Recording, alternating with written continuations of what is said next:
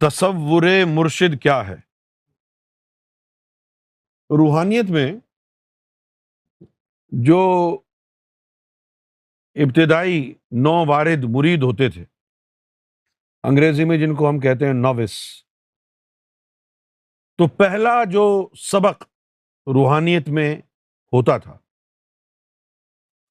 وہ تھا کہ وہ بندہ جو ہے پہلے فنافی شیخ بن جائے، اور فنافی شیخ بننے کے لیے سب سے پہلا سبق کیا تھا کہ وہ مرشد کا تصور پکائے۔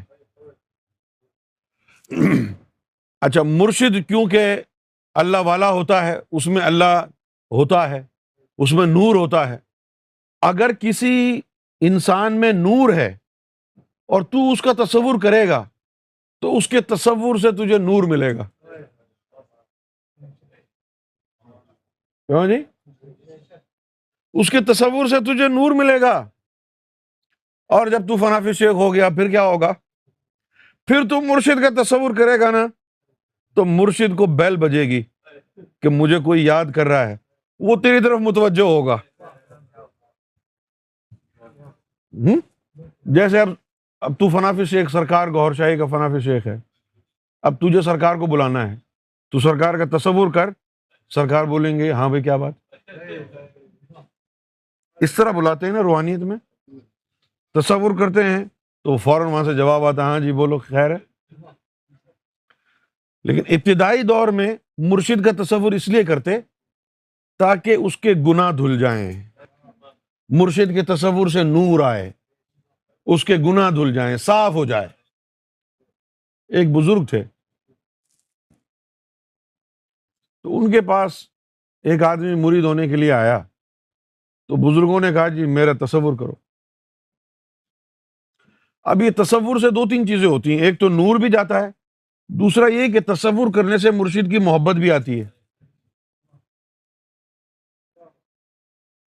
جس طرح وہ ناہید اختر کا ایک گانا بھی ہے، جس طرف آنکھ اٹھاؤں تیری تصویراں ہے، نہیں معلوم کہ خواباں ہے کہ تعبیراں۔ جس طرف آنکھ اٹھاؤں تیری تصویراں ہے، نہیں معلوم کہ خواباں ہے کہ تعبیراں ہے۔ اب یہ تصور کا کمال ہے کہ مرشد کا تصور کرتے کرتے ذہن اور عقل بھی پاک ہونے لگی، نور کے ذریعے گناہ بھی دھلنے لگے، اور مرشد کی محبت میں بھی اضافہ ہونے لگا۔ تو ان بزرگوں نے اب مرید کو کہا کہ میرا تصور کرو، تو اس سے وہ تصور ہوا نہیں مرشد کا۔ تو مرشد نے اپنا تصور کرانے کے لیے پہلے اس کو کہا اچھا ایسا کرو کہ تم گائے کا تصور کرو۔ اب وہ گائے کا تصور کرتا، اور ایک عرصہ مقرر کر دیا کہ اتنے عرصے بعد آنا جب تصور تم سمجھو کہ پکا ہو گیا۔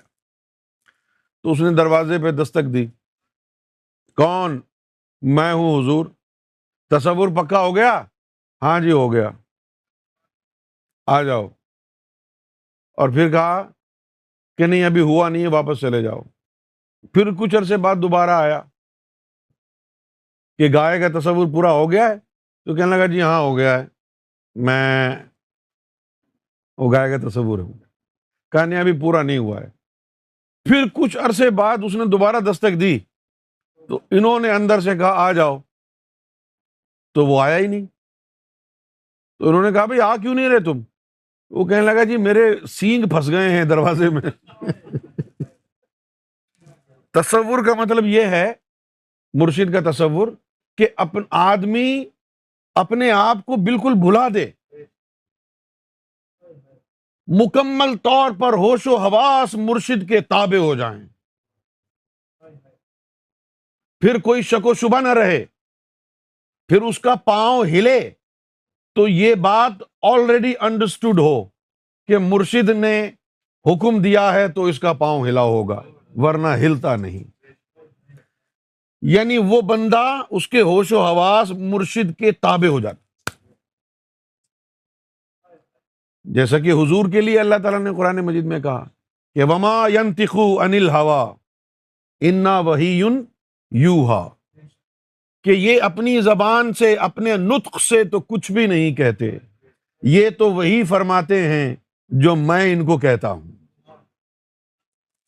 وما ينطق عن الهوى، یہ مقام بھی جو ہے وہیں سے تصور شیخ اخذ کیا گیا کہ مرشد کے تابع ہو جائے انسان، ایسا تابع ہو جائے کہ زبان اس وقت بولے جب مرشد چاہے، آنکھ اس وقت دیکھے جب مرشد چاہے، قدم اس وقت بڑھیں جب مرشد چاہے، سب کچھ مرشد کے تابع ہو جائے. اس کا سب سے بڑا فائدہ یہی ہے کہ فوراً گناہ دھلنے شروع ہو جاتے. اس لیے ہم لوگوں کو کہتے ہیں نا سرکار کا تصور کیا کرو. ذکر میں بھی اتنا نور نہیں ہے جتنا تصور میں ہے، بلکہ سلطان حق باہو نے تو یہاں تک کہہ دیا کہ جو لوگ ذکر اللہ کرتے ہیں بغیر ذکر تصور الہی کے، اللہ کے اسم کے تصور کے بغیر ذکر الہی کرتے ہیں، تو ان کی آواز ایسے ہی ہے جیسے کوئی گدھا ہانک رہا ہے. سلطان صاحب کی کتابوں میں لکھا کہ تصور سے بہت جلدی نور بنتا ہے، ذکر سے 101 دفعہ نام ٹکرائے گا تو نور بننا شروع ہوگا، تصور سے فوراً. اس لیے تصور بڑا ضروری ہے.